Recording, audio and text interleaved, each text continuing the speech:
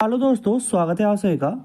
NIACL AO 2024 का exam 4 मार्च को होने जा रहा है।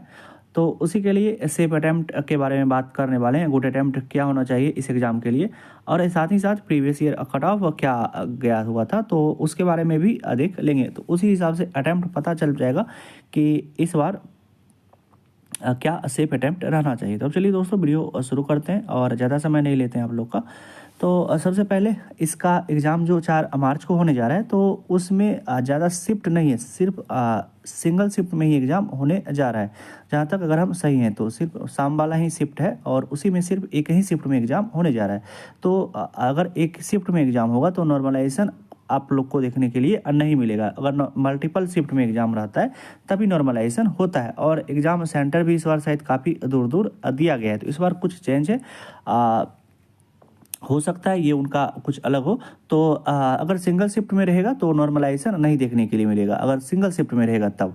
अगर मल्टीपल शिफ्ट में रहता है तब नॉर्मलाइजेशन देखने के लिए मिलेगा। तो चलिए, नॉर्मलाइजेशन को लेकर के एक बात क्लियर हो गया। अब चलिए गुड अटैम्प्ट सेफ अटैम्प्ट के बारे में बात कर लेते हैं। तो दोस्तों, इस बार मतलब वैकेंसी तो कम है ही, क्योंकि जो भी वैकेंसी आप देख रहे हैं 274 लगभग हम 300 लेकर के चल रहे हैं। तो अगर उतना वैकेंसी देख रहे हैं तो वो ओवरऑल मतलब टोटल इंडिया के लिए है, ऐसा नहीं कि सिर्फ आपके स्टेट के लिए। तो मतलब ओवरऑल इंडिया के लिए वो वैकेंसी है, तो उसी में आपको फाइट अब करना है। तो उतना वैकेंसी के लिए तो इसके लिए सेफ अटैम्प्ट क्या रहना चाहिए। तो अगर प्रीवियस ईयर इसका कट ऑफ देखते हैं ना, तो किसी भी ईयर आपको मतलब 70+ तो जाता ही जाता है।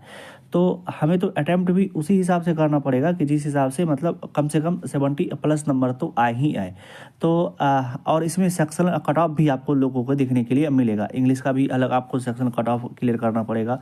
उसके बाद क्वांट और रीजनिंग का कट ऑफ क्लियर करना पड़ेगा। अगर किसी एक सेक्शन में भी आप सेक्शन कट ऑफ नहीं क्लियर कर पाते हैं तो ओवरऑल चाहे आप कितना भी नंबर रहेगा तो आप इसके लिए क्वालिफाई नहीं कर सकिएगा। तो हम बात कर रहे थे इस एग्ज़ाम को लेकर के। तो आपने मन में हम जो मेरे अनुसार से तो आप कुछ भी कीजिए, मतलब किसी सेक्शन में फुल अटैम्प्ट कीजिए, कुछ भी कीजिए, लेकिन आपका नंबर कम से कम इतना तो टारगेट रखिएगा।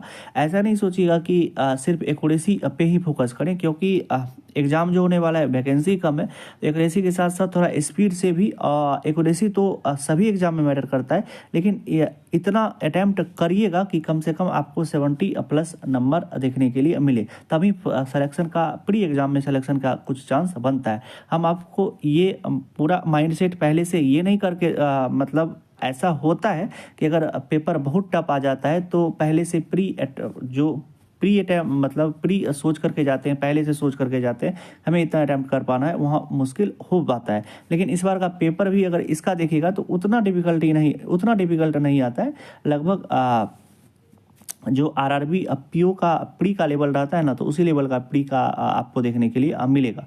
तो उसी टाइप से अपना कुछ एक माइंड में सेट कर लीजिएगा कि लगभग अगर पेपर उस हिसाब का रहेगा तो कम से कम 70+ नंबर तो आपको चाहिए ही चाहिए, तभी आपका प्री क्लियर हो पाएगा। तो दोस्तों, मेरे अनुसार से तो यही रहेगा। वैसे सब कुछ पेपर पे डिपेंड करता है, और पहले से नहीं सोचिए कि इतना हमें करना है, लेकिन हाँ, अगर पेपर उस हिसाब से रहेगा तो वहाँ पर ही ऐसा सोच लीजिएगा, एक टारगेट बना लीजिएगा कि हमें इतना इस एग्ज़ाम में करके जाना है, तभी इस एग्ज़ाम का प्री क्लियर होगा। क्योंकि कंपटीशन टफ है, अच्छे खासे लोगों ने इसके लिए रजिस्ट्रेशन किया हुआ है, तो ये सभी डाटा तो आप लोग को पता होगा। तो वीडियो यहाँ पर हम वो सभी चीज़ शेयर नहीं करते हैं जिससे वीडियो ज़्यादा लंबा हो जाएगा। तो चलिए दोस्तों, वीडियो को यहीं तक रहने देते हैं, मिलते हैं इसी तरह के किसी एक दूसरे वीडियो में।